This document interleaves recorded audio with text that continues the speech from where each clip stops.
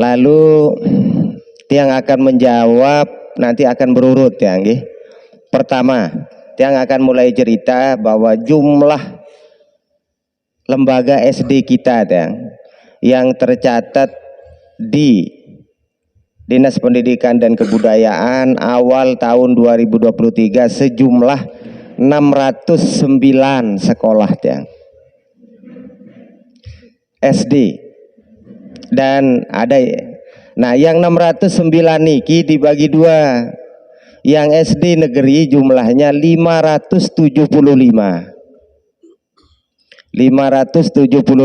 dan yang SD Islam jumlahnya 34. Ini yang tersebar di 12 kecamatan di Kabupaten Lombok Tengah.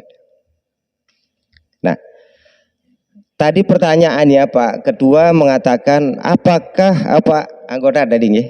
Pertanyaan yang ketiga kalau tidak salah, apakah setiap satuan pendidikan mempunyai dapudik? Wajib hukumnya ada. Ketika dia mendapat izin operasional langsung dia mempunyai akun dapudik, karena di dapudik itu data pokok pendidikan di situ. Nah di dapudik itu ada beberapa menu gitu. Ada menu kurikulum, ada menu ketenagaan, dan mulai tahun 2018 ada namanya menu sarana prasarana. Iki. Mulai tahun 2018 sarana itu nyambung dia dengan dapudik. Kalau sebelum 2018 itu tidak nyantol sarana itu di dapudik Bapak Ibu. Sehingga kami juga sangat merasakan begitu sulit setelah sarana itu masuk di menu data pokok pendidikan. Nah, lalu di masing-masing satuan pendidikan ada beberapa komponen yang harus ada ya. Pertama ruang kelas, kalau kita berbicara ideal ini. Ruang kelas minimal 6. Lalu ada ruang guru 1, ruang kepala sekolah 1, ruang kantor 1, ruang perpus 1, ruang laboratorium 1, jamban siswa 30 siswa per 1 jamban. Nanti tinggal dihitung berapa siswa, itu idealnya. Lalu ada jamban guru, ada jamban kepala sekolah, yang ke-8 rumah penjaga, dan yang ke-9 musola. Nah, yang tidak yang sebutkan kadang-kadang pagar halaman.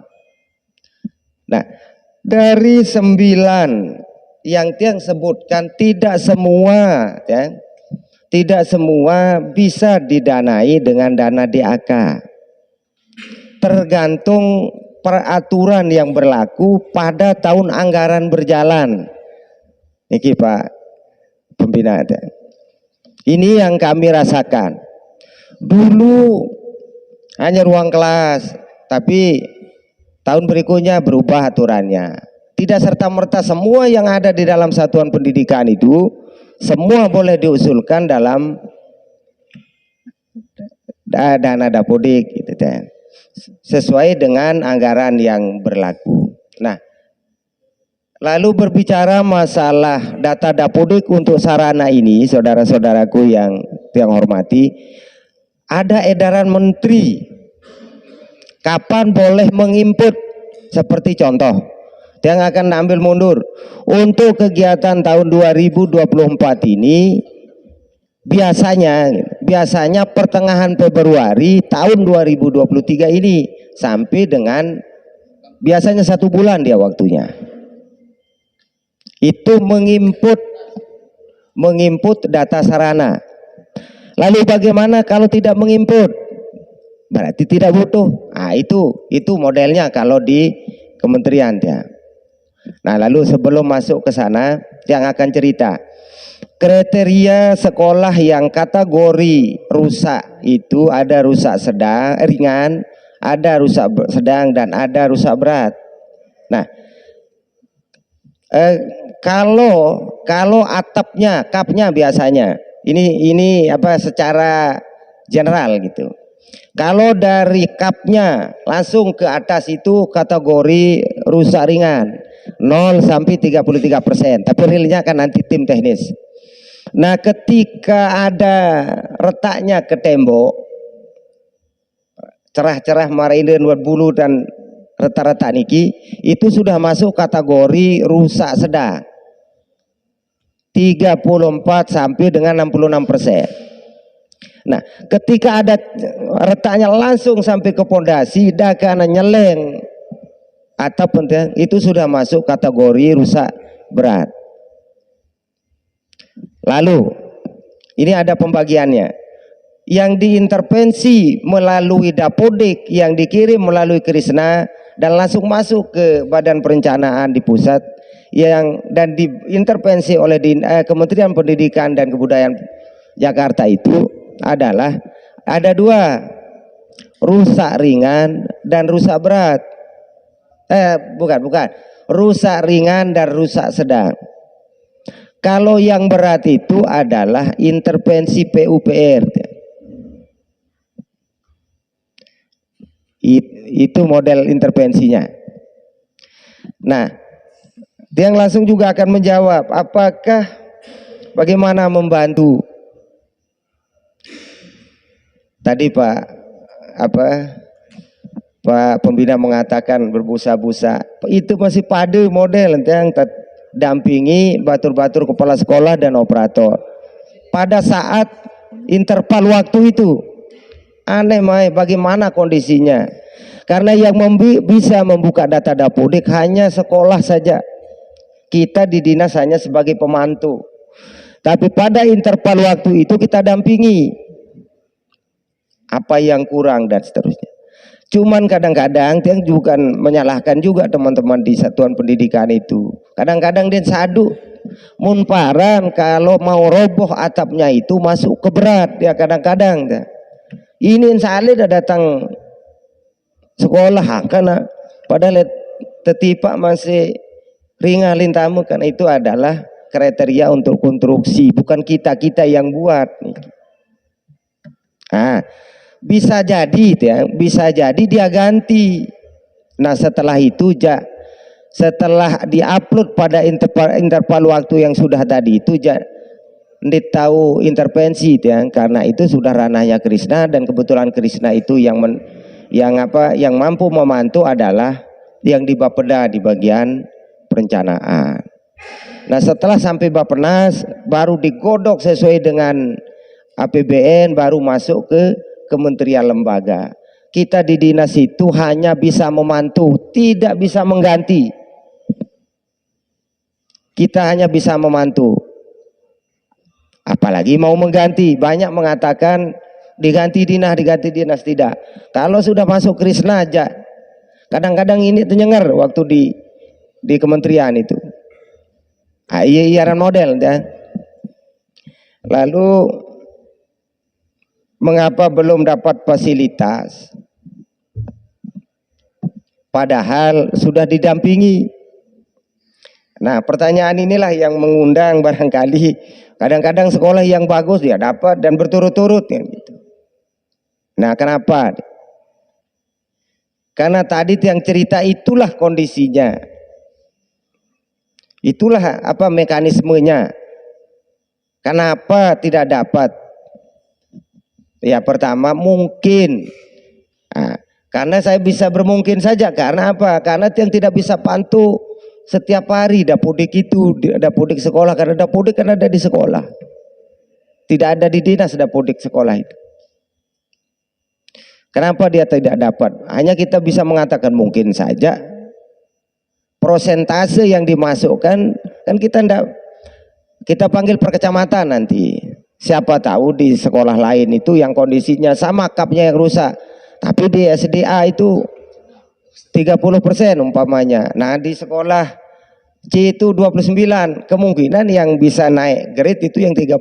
Nah, itu modelnya jawabannya kalau kaitannya dengan kenapa belum dapat itu. Jawabannya ya.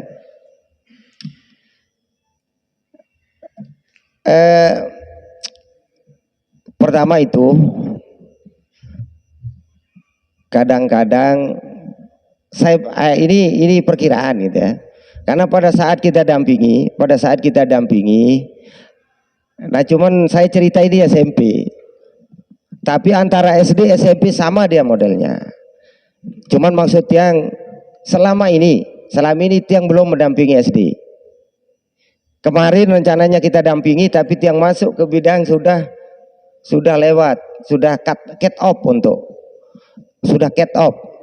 Tapi mudah-mudahan karena tiang cerita bahwa dari 609 satuan pendidikan itu yang kemarin didampingi untuk melakukan penguploadan itu sebanyak 140 sekolah itu. Yang ini menjadi sasaran untuk tahun 2024. Sebanyak 140 ini yang betul-betul menjadi prioritas untuk tahun 2024. Nah, akan tetapi kemarin yang coba intip di usulan-usulan Dapodik yang bisa kita pantau itu memang yang bisa masuk itu 131 dari 140 yang menjadi prioritas. Nah, akan tetapi tahun ini dari 140 yang menjadi prioritas itu ada 92 ya. Ada 92 sekolah yang menjadi sasaran DAK 8 sekolah, yang dari DAU 10 sekolah, yang dari APBD dari pokok pikiran teman-teman Bapak Dewan itu sebanyak 76 sekolah. Nah, sehingga dari jumlahnya itu menjadi 92. Mudah-mudahan dari 140 ini yang agak memprihatinkan bisa segera diobatilah, ditangani dulu untuk beberapa ruang yang betul-betul mengkhawatirkan. Nah, lalu terkait dengan beberapa sekolah yang minggu-minggu ini menjadi persoalan, yang juga mencatat, dan alhamdulillah yang sangat senang kalau ketika ada saudara-saudaraku yang menyuarakan, karena ada teman, bukan kami saja dari dinas yang menyuarakan. Kadang-kadang kalau pada saat kita bahas anggaran, kadang-kadang kita agak sulit juga gitu teh. Ada beberapa yang tiang catat di sini, ada Bejelu Jonggat itu yang sudah ada dananya, SDN Buncalang juga ada, sudah masuk maksud yang di 76 ini. SD Menyiu Janepria juga ada, SDN Jabon pas ambruk hari itu yang juga langsung ke lokasi dan langsung ketemu sama yang mulia, yang Pak Dewan. Kebetulan di dekat SD itu rumahnya Pak Dewan dan memang sudah dianggarkan sebelum kejadian itu. Ini untuk Jabon Praia Barat. Nah, kalau yang 76 ini dia tidak hafal kalau tidak satu-satu kita list yang. Arah aneh ke yang lalu kau mau print baru yang. Karena terus terang ketika yang diperintah tadi yang belum sempat ngeprint Pak Dewan, tapi insya Allah yang 8 sekolah ini akan menjadi perhatian kita. Baik, terima kasih Pak Pimpinan. Jadi yang ingin kami pertanyakan kepada Pak Kabid adalah terkait pernyataannya tadi tentang bahwa untuk klasifikasi sekolah atau kualifikasi sekolah yang masuk kelompok rusak berat itu intervensi dari Dinas PUPR. Bagaimana mekanisme dan pola kerjasama Dinas Pendidikan dengan Dinas PUPR? Karena tidak mungkin dong Dinas PUPR bergerak sendiri kan, pasti koordinasi dengan Bapak. Nah, seperti apa itu pola komunikasi atau relasi yang terbangun antara Dinas Pendidikan dan Dinas PUPR? Yang kedua, tadi kalau kita menggolongkan sekolah yang sekedar rusak atapnya sebagai rusak ringan, maka sesungguhnya kita tidak akan menemukan ada sekolah ambruk Pak, karena rata-rata itu asbab mula dari ambruknya itu adalah berasal dari rusaknya atap.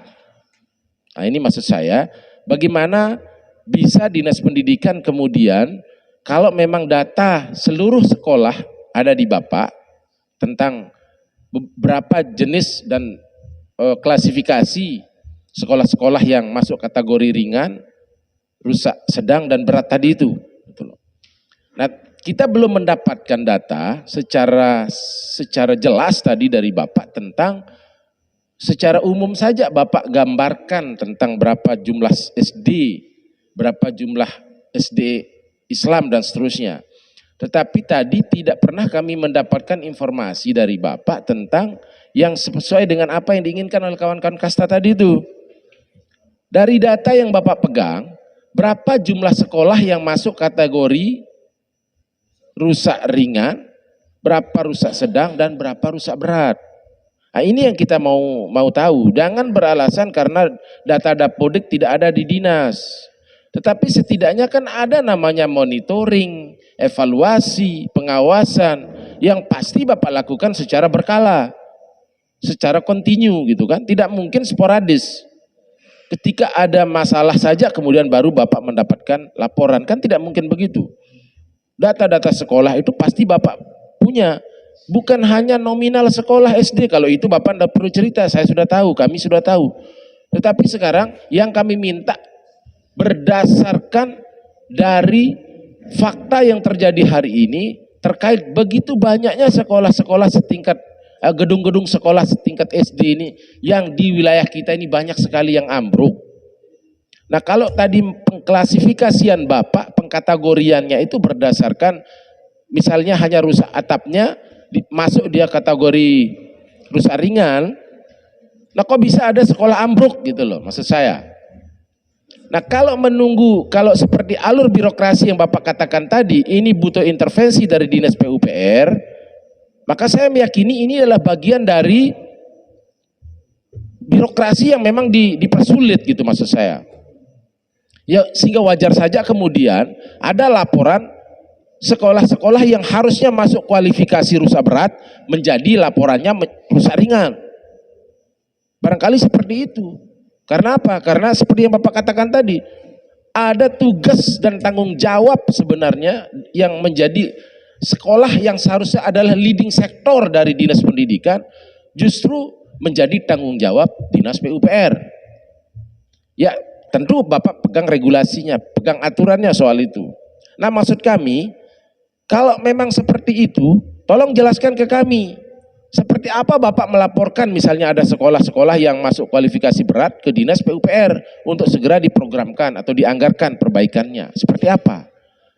Apakah ini begitu laporan Bapak terima, kemudian dapat kita jamin bahwa di tahun depan misalnya sekolah ini dapat diperbaiki begitu. Terkait dengan keterangan Bapak yang menyebut bahwa Dapodik tidak ada di dinas, setidaknya kan melalui dinas ini barang masuk kan? Tidak mungkin sekolah kemudian tiba-tiba mereka melakukan input data tidak koordinasi misalnya setidaknya dengan Bapak, dengan Dinas Pendidikan. Sekali lagi juga kalaupun data Dapodik itu dia secara direct masuk ke sistem yang ada di kementerian, kan Bapak juga punya kewajiban untuk tahu gitu loh kan, masing-masing sekolah situasinya seperti apa, supaya jangan lempar tanggung jawab mengesankan bahwa seolah-olah Dinas Pendidikan tidak tahu menahu karena data Dapodik tidak ada di dinas gitu. Jadi wajar terjadi kalau ini benar, maka Dinas Pendidikan ini ya nggak ada gunanya dong kalau data-data Dapodik seluruh sekolah minimal tidak ditahu spesifiknya gitu loh Pak. Ya, ini paham dah maksud saya nih Pak Kabid. Jadi mohon dipahami maksud kami ini gitu loh.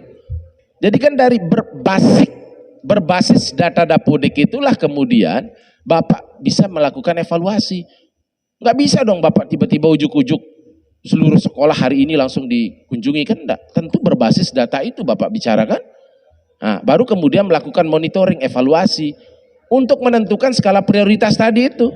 Mana sekolah, termasuk juga pengklasifikasian sekolah, mana yang masuk rusak ringan, rusak sedang dan rusak berat itu. Nah, jangan kemudian kesannya tadi seolah-olah bahwa Bapak tidak tahu menahu karena data Dapodik tidak ada di Bapak. Nah, ini yang ingin kita dengarkan dulu Pak Pimpinan tentang seperti apa mekanisme tadi itu, tentang bagaimana mereka menjalin komunikasi secara aturan birokrasi antara Dinas Pendidikan dan Dinas PUPR untuk bisa mengeksekusi sekolah-sekolah yang masuk kategori rusak berat itu. Demikian Pak Pimpinan. Baik, terima kasih Pak Ketua dan Bapak Pembina.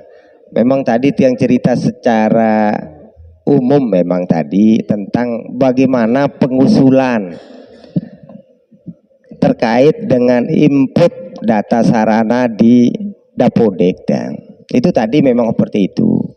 Nah, terkait dengan data untuk sekolah yang kategori ini memang tiang minta maaf karena tadi tidak sempat tiang ambil, tapi tiang tunggu Pak Ketua di ruangan. Karena begini tiang kan tiang terbuka saja. Ampura Pak Kabid, ampura. Tetapi misalnya kalau ada informasi secara tertulis, Bapak bisa sampaikan di sini kan publik bisa mendengar. Kemudian melakukan pengawasan secara bersama-sama terkait dengan informasi sekolah-sekolah yang akan Bapak sampaikan tadi itu. Ini sebenarnya yang kami sangat harapkan Pak Ketua. Kalau sekedar kita berargumentasi seperti ini, berbuih-buih dan tidak ada hasilnya, buat apa gitu loh. Kalau kita hanya mau bicara soal persoalan secara general, ngapain gitu kita diskusi di sini. Justru yang kami inginkan adalah poin-poin persoalan supaya kita bisa tangkap, bisa kita dapatkan informasi detail, akurat, komprehensif dari Bapak. Itu yang kita inginkan Pak. Maka kita harus bicara by data seperti tadi itu. Seperti yang disampaikan kawan-kawan, termasuk di stressing tadi oleh Pak Pimpinan. Supaya itu bisa disampaikan secara by name, by address. Sekolah mana saja, SD mana saja, alamatnya di mana. Ini masuk kategori sedang, rusak sedang. Ini masuk kategori rusak berat. Kan jelas jadinya publik tahu Pak. Nah inilah yang membuat kita menjadi prihatin Pak. Karena mohon maaf, birokrasi kita ini tidak sehat sebenarnya. Nah, selalu saja alasan klasiknya tidak bawa dokumen, tapi minimal kan Bapak ini era smartphone Pak. Kita sekarang era digital kita di sini, nggak perlu pakai bawa-bawa lembaran kertas. Data-data itu harus ada di handphone Bapak karena merupakan tugas dan kewajiban Bapak untuk terus memonitor perkembangan termasuk juga bagaimana situasi sarana prasarana masing-masing sekolah. Tapi sekarang kalau bilang Bapak Anda punya data dong, bagaimana kita mau bicara ini gitu loh, Pak Pimpinan. Maksud saya begini, Ya kalau milih engat Pak Kadis, Miki sebenarnya dia pelenggih. pada maksudnya karena datanya ada di bidang. Karena begini, Karena begini, ampura Pak. Izin.